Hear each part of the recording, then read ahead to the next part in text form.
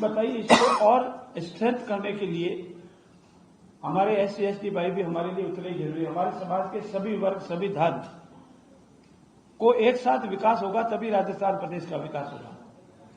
Rajasthan tenancy act की धारा 16 और राजस्थान टेनेंसी की धारा 42B के कारण हमारा जो SC वर्ग का भाई है उसकी जमीन ट्रांसफर नहीं हो सकती, उसी को SC वर्ग कोई ट्रांसफर हो सकती, दूसरे वर्ग को ट्रांसफर नहीं। तो वो इस कंपटीशन में कहीं कहीं हमसे पिछड़ जाता है। तो उसका आज एक नया इतिहास कायम हुआ है।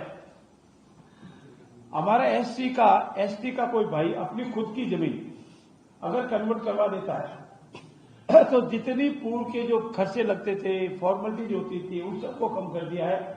वो जाके तहसीलदार के पास एप्लीकेशन लगावे, अपनी खुद की जमीन का कन्वर्ट करवा दे, चाहे उद्योग के लिए करावे, होटल के लिए करावे और किसी के लिए करावे, और उसमें उसको खर्चा भी मिनिमम बहुत कम कर दिया है जो उसको अफोर्ड कर सके। और फॉर्मेलिटीज कम करने, घूमने के लिए जयपुर आने की जरूरत नहीं, जोधपुर या जिला मुख्यालय पर जाने की जरूरत, संबंधित तहसीलदार के पास एप्लीकेशन लगाएगी, उसकी भूमि कन्वर्ट हो जाएगी। कन्वर्ट होने के बाद वो स्वयं अपना उद्योग लगावे, अन्य के पार्टनरशिप में कोई बड़ा उद्योग खड़ा करे, होटल लगावे या कॉमर्शियल उपयोग लेवे। ये भी एक रेडिकल चेंज है। इसमें हमारा फोकस ये रहा है कि जमीन हमारे ऐसे भाई बहन की उसी के पास रहे और वही उसमें जमीन को डेवलप करे और वो अपना स्वयं का धंधा करे, इसलिए उनका भी इसी के साथ विकास होगा। कन्वर्जन रिलीजन बिल, जिसको कहते हैं धर्मांतर कानून, इसके लिए अनेक बार आपसे प्रश्न दे चुका हूं, आप वो पूछते हैं कब होगा। आज हमने इस बिल को मंजूरी दी है और आगामी विधानसभा का जब भी सत्र आएगा इसमें पेश करके इस कानून को हम पास कराएंगे। संविधान का आर्टिकल 25 हम सबको अंतःकरण से अपने धर्म को मानने की शक्ति प्रदान करता है।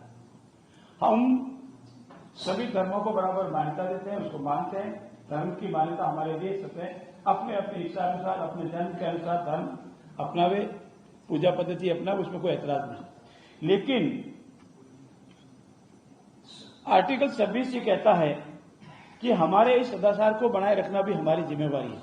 किसी को प्रलोभन देकर, आर्थिक सलबाग दिखाकर, गलत तवज्जो देकर, उसकी अनपढ़ता, बदमानसता, आर्थिक कमजोरी का नाजायज फायदा उठाकर, अन्य के तरह से प्रलोभन देकर, वास्तविक स्थिति से अनुरोध कराकर, परिवार और अन्य लोगों या रिश्तेदारों से बिना जानकारी करवाए या प्रशासन को बिना सूचना दिए धर्म परिवर्तन करवाता है तो इसको हम जबरदस्ती धर्म परिवर्तन मानते हैं। और इसको रोकने के लिए आज हमने ये कानून लाया है। अलग अलग प्रदेशों में अलग अलग इसके सजा के प्रावधान है या इसका रोकने के तरीके हैं। अगर आप उत्तर प्रदेश में लेंगे तो फर्स्ट बार में होता है तो 1 से 5 साल की सजा है। हमने भी इसमें 1 से 5 साल की सजा का प्रावधान किया है फर्स्ट टाइम अगर कोई जबरदस्ती धर्म परिवर्तन कराता है।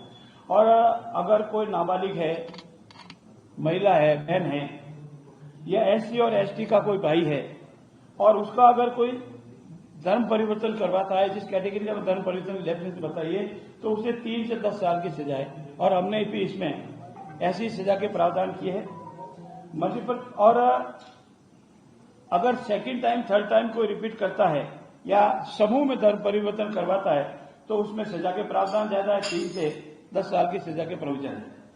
मध्य प्रदेश में भी लगभग इतना ही है, उत्तराखंड में भी लगभग ऐसे ही है, पर गुजरात, झारखंड और कर्नाटका में सजा के प्रावधान बहुत ही कड़े हैं। उन सब का समायोजन कर हमने इसमें सजा के प्रावधान किए, रोकने का प्रयास किया है। और साथ अगर कोई धर्म परिवर्तन करना चाहता है तो वो 60 दिन पूर्व संबंधित कलेक्टर को, जिसको जिला मजिस्ट्रेट कहते हैं, को इतला देकर के अपनी ज्ञान के अनुसार, अपनी स्वेच्छा से अगर वो धर्म परिवर्तन करता है तो उसमें वो अदा होता है। लेकिन प्रक्रिया जो बताई गई है वो प्रक्रिया उसको अपनानी पड़ेगी। ये धर्म परिवर्तन के संबंध में भी आज हमने महत्वपूर्ण बिल को मंजूरी दी है।